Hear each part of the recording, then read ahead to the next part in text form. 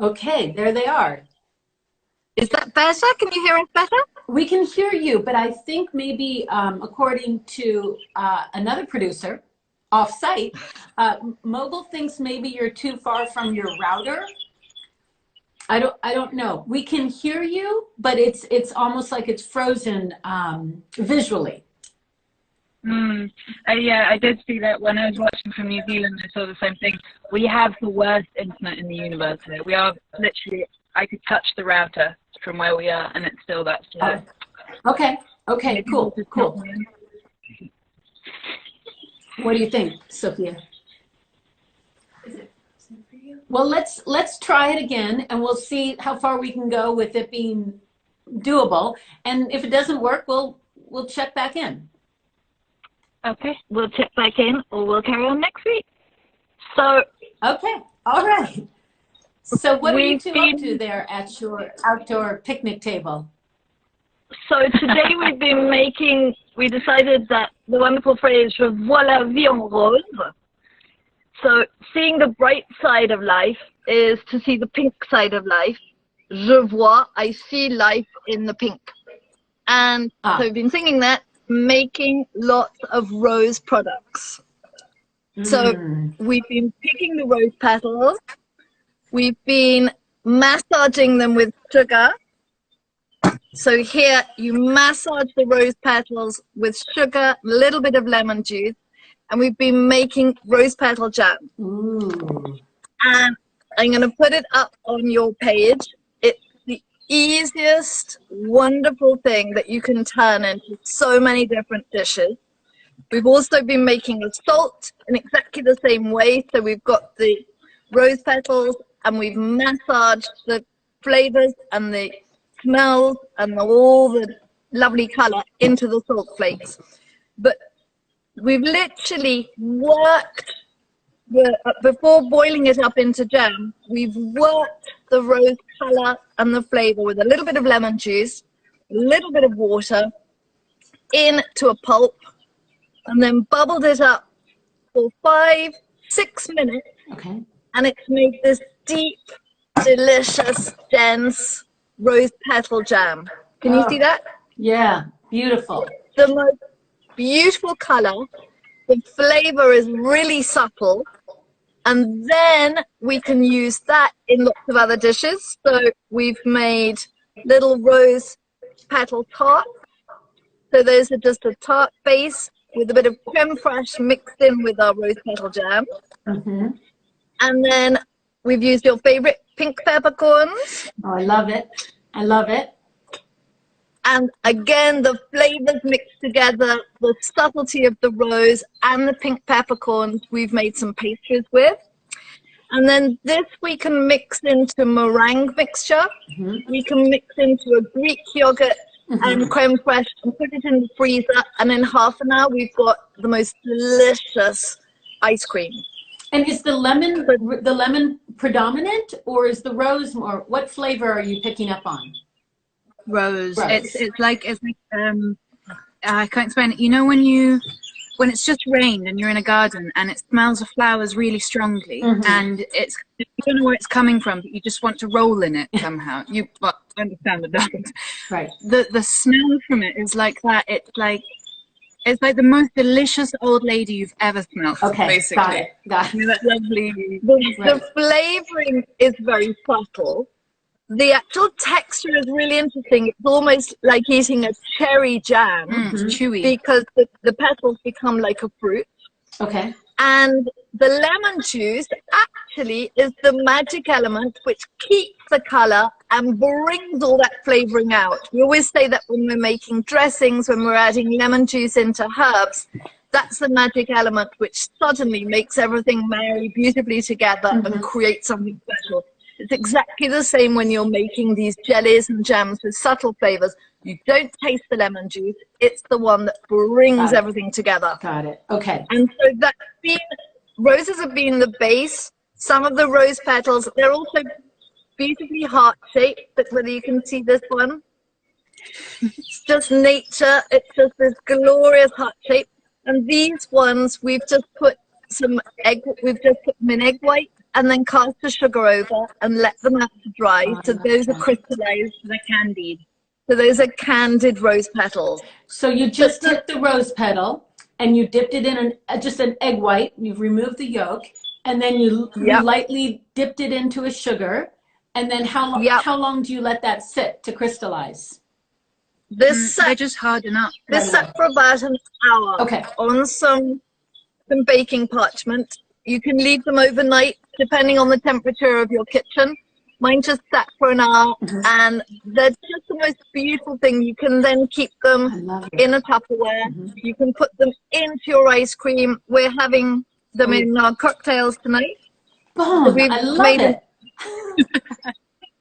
So we've made an elderflower syrup. Okay. So from other flowers which we have in our garden, and we've got those with tonic water and rose petals. And so Beautiful. we can then incorporate those into sweet or savory. Sure. We can bring them into a meringue mixture with pink peppercorns and the rose petals, either candied or the rose petal sugar.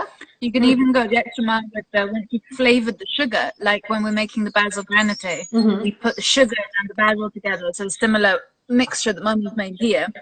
Once you get the rose petals really into the sugar, you could then use that as a base for your pastry, which is next level rose. Then you can have a rose petal sugared pastry, basically, and then add your rose petal jam to it, which might be a bit over the top, but if you wanted to add your rose petals to then maybe a lemon tart, that could be quite nice, a lemon and the rose together. But you don't have to do anything with it. It's absolutely delicious on toast.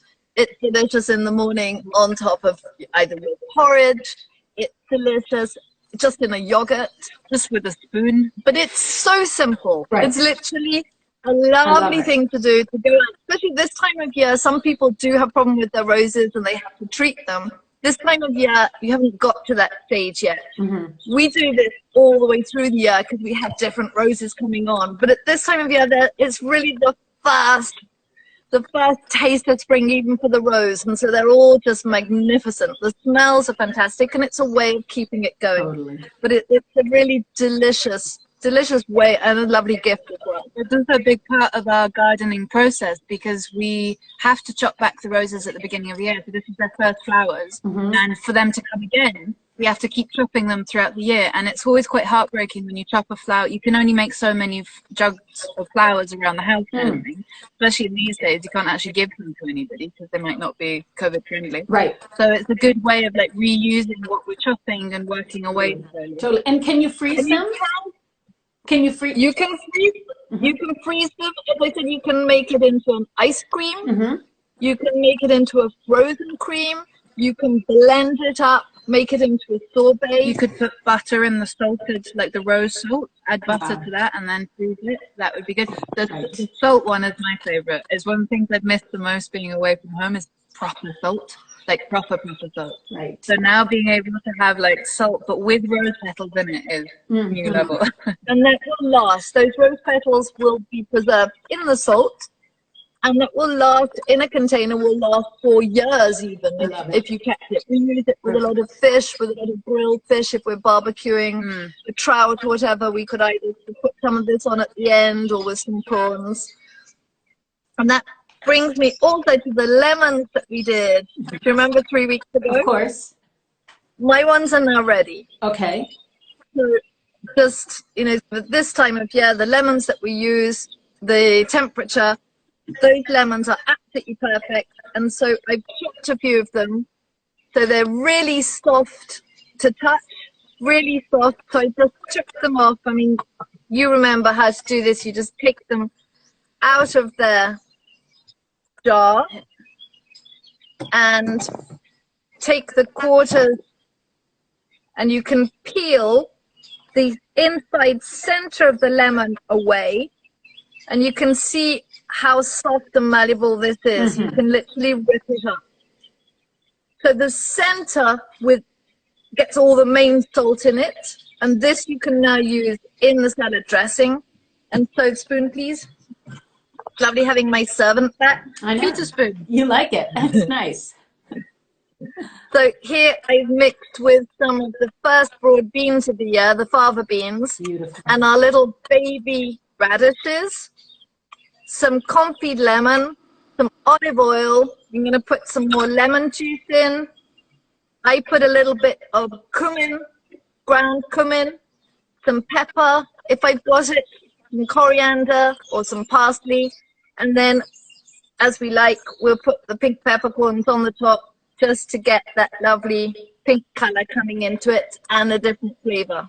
And you use the center of the preserved lemon, right? Not the peel. No, the center is the bit that has taken all the salt, and that we throw away. Right. We use the peel. Just the what gives peel. the flavor. Got it. Yeah. Okay. So on the peel of a lemon, even one that hasn't been preserved, the exterior is the zest, and the white bit is the zest. And the zest is what's actually the real bitter bit on any citrus fruit. And so that's what here has, not that you can see very well, has disintegrated and made it really malleable. So the exterior is a bit like a wrinkly, like if you've been in the bath too long, isn't it? That's the texture of it. Right. Prune, yes. So, Pruned, that's all. so that is now ready. So if anybody did make it from the 3 weeks ago program, it's now ready to use, but it will stay good. And now from that, I will now put that into some olive oil. Okay. And preserve it in the olive oil, which will give me a lemony, salted olive oil to use for dressings, and will be, the lemon rind will be ready to use in whatever I want to use it. Great. God, you can just, I love it how you almost take everything out of that, out of the lemon. You know, you were able to really, especially here in, in Southern California, our citrus trees are just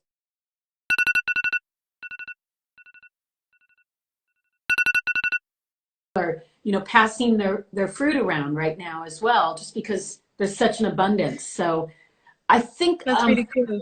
Yeah, isn't it great? So I'm pretty sure your preserved lemon technique is up on our website already. I think we did that from episode 3 or 4. It's on, this recipe is on the postcards anyway. Perfect. So that a lot of people have got. And so that's what we've been doing. We're literally using stuff up, starting new. So that as the end of the lemon season, we can now preserve those to last through the summer. And then we're starting making our radish butters, our rose petal jams, our rose petal ice creams. Right. So we're starting the process of cooking up again. Yeah, it's good. There's a quick question. Somebody asked, do you rinse the salt off of the lemon, off of the peel, before you use it? Like after you've preserved it, do you need to rinse it at all or no? Really need to, because I don't know if you can see the liquid level in this jar. Yes. It's a bit flu, but that is the salt that's disintegrated with the water that was already naturally in the citrus. Right. So when you remove the skin, the lemon juice and the salt have made this lovely sort of, it actually looks quite thick as a liquid. There's no salt on this. If you taste it, it is salty, but there's no prominent salt that you can touch on the skin. Great. If there is, they're not ready. Okay. I think that's good to know. Could be, if we put when we were in Vermont, if we put masses of salt into the lemons and there's still some there, the fact is the lemons are the things that are going to flavor. If you're going to put that into the olive oil, it'll just give a lovely salty flavor to the olive oil. Then you don't add any more to your dressing. So right. It's fine. Right. And the same if you were making a butter with it, for example, and you were chopping that with some parsley or some garlic into some butter, you wouldn't use heavily salted butter because the salt is already in the lemons. And the ratio of lemon peel to olive oil?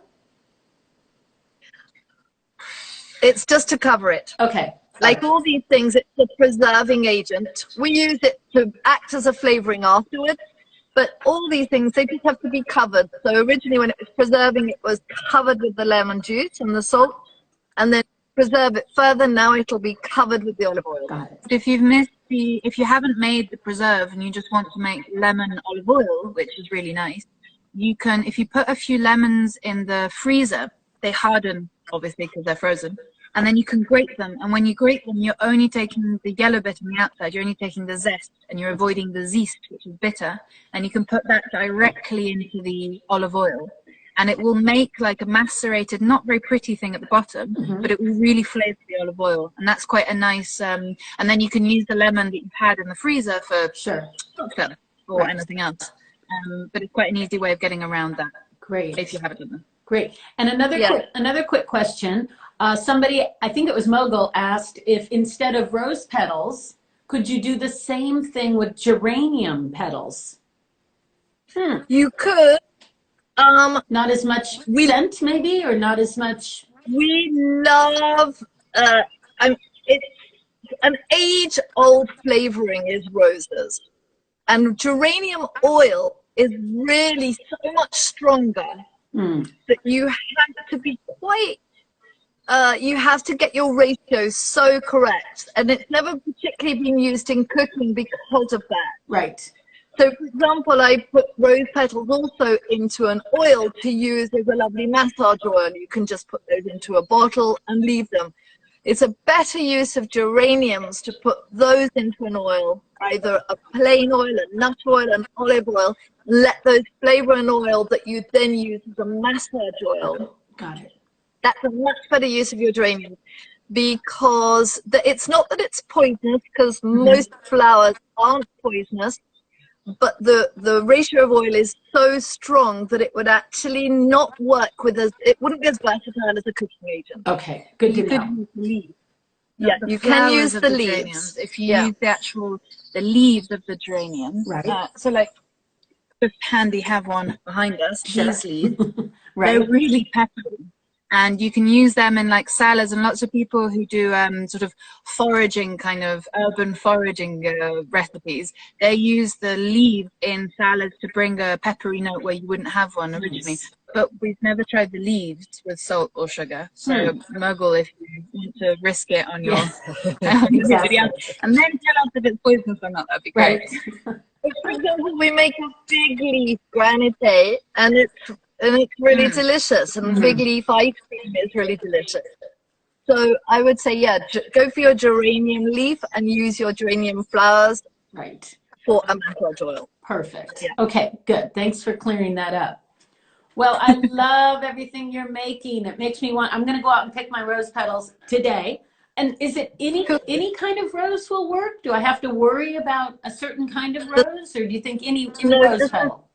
The really smelliest ones work the best. Okay. Yeah. They should be in full bloom. Okay. So not ones, because you have a tendency to not want to pick the pretty ones, because you think, oh, well, pick the ones that are getting a bit old, but those obviously don't have as much smell. Okay. And when you go around the garden, there are particular roses that are much, much more fragrant than others. So go for that real fragrance. I mean, when you come into the kitchen at the moment, it's filled with the most delicious rose smells. I think it also helps being in the morning where you are when you pick them, because the dew's still on them quite often. So they're opened up and they're sort of ready for the world. They start really flavoring, because it's been really hot here. I can't believe how hot it's been. And so by the end of the day, they don't have that same smell. Maybe you could spot the ones that smell good in the morning and then pick them in the evening, or however. Exactly. However you're doing it. Exactly. I love it. I love it. Well, it's been fun. And I just wanted to let you and everyone know that we celebrate Mother's Day coming up on Sunday. And so next week, we're going to have a very special guest on Tuesday. We're going to have Kik. So, right? So we're really excited. She's finally agreed to join us, but of course she can't do it at 9 o'clock. Okay. No, that's too early for Kik, right? So we're going to do it at noon next Tuesday on the, I think that's the 12th of May. And Kik is going to demo. I don't know if you've ever made her her infamous paper feathers. Yes, so lovely. Yeah. Right. So we'll put the PDF up on our website under Say Craft, and Kik will demo how to make these beautiful paper feathers. Awesome. That's brilliant. So that's what we're going to do next Tuesday. But before we leave, do you have any words that we should be working on for the week? Well, I thought you should sing along to La Vie en Rose. Oh. I thought you should get Edith Piaf going Okay. as loud as possible and learn the words. Okay, I love it. And I think if we can do perhaps, you know, a good French song a week and look at the vocabulary. I mean, even like je vois, I see. You remember last time we asked you to do je regarde, I look. So this time you can use je vois la vie en rose or je vois la salade de fèves. Je vois les confits de citron. Perfect. Je vois mon cocktail. So get that up and really have a good sing away in French all day long and think of us. I love it. That'd be great. I'll put the words to the song up, as well as any tips on what we talked about today with roses and with the little salad you made, and maybe even your cocktail would be fun to put up. Oh yeah, great. Perfect. Good. All right, all right. girls. Well, wonderful to see you. Merci. À bientôt. See you next week. Have Au revoir. Au revoir. Santé.